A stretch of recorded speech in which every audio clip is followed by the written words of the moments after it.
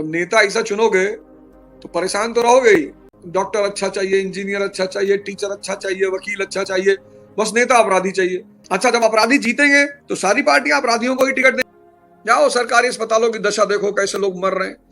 हमारी सरकार है, उसको हमें बताना है कि साहब हम परेशान हैं। बस हमारा देश है, इसका एक भी पत्ता टूटेगा तो वो हमारा ही नुकसान होगा।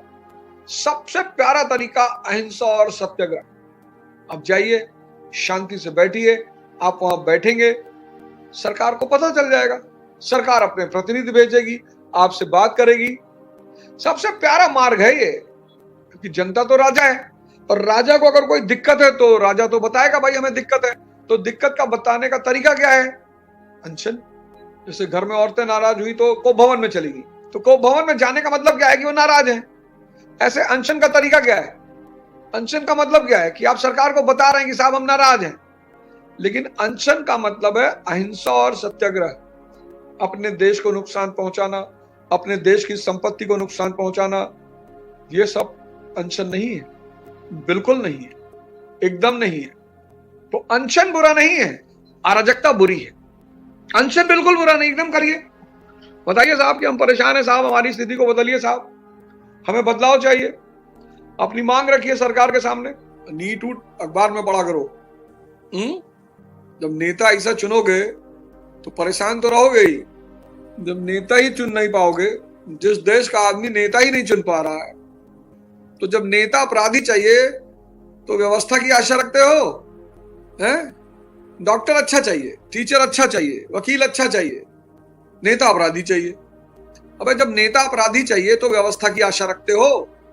अच्छा, जब अपराधी जीतेंगे तो सारी पार्टियां अपराधियों को ही टिकट देंगी, सामंतों को टिकट देंगी, दलालों को टिकट देंगी। तो पार्टियों को तो जीतना है, ऐसा कोई थोड़ी एक पार्टी कर रही है, सभी कर रहे हैं।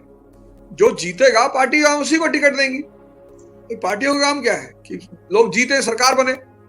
और जानती है जनता, भारत के राजनीतिक दल जाति देख के टिकट देते हैं व्यक्ति को, धर्म देख के टिकट देते हैं, जीत बाहुबल देख के टिकट देते हैं, क्योंकि वो जनता की मानसिकता जानते हैं। वो जनता की मानसिकता जानते हैं।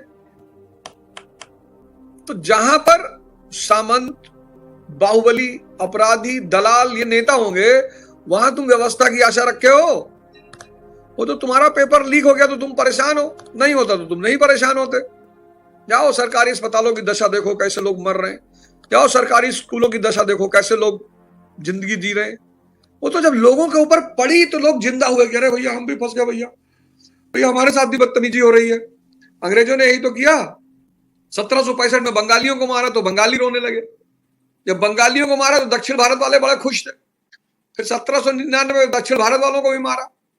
फिर 1820 में मराठियों को मारा, 43 में सिंधियों को मारा, 48 में पंजाबियों को मारा, 56 में फिर अवध को मारा।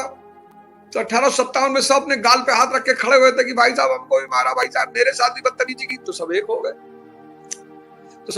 तो 1857 का विद्रोह हुआ। तो इस देश में तो आदमी इंतजार करता है ना कि मेरे साथ कब होगा।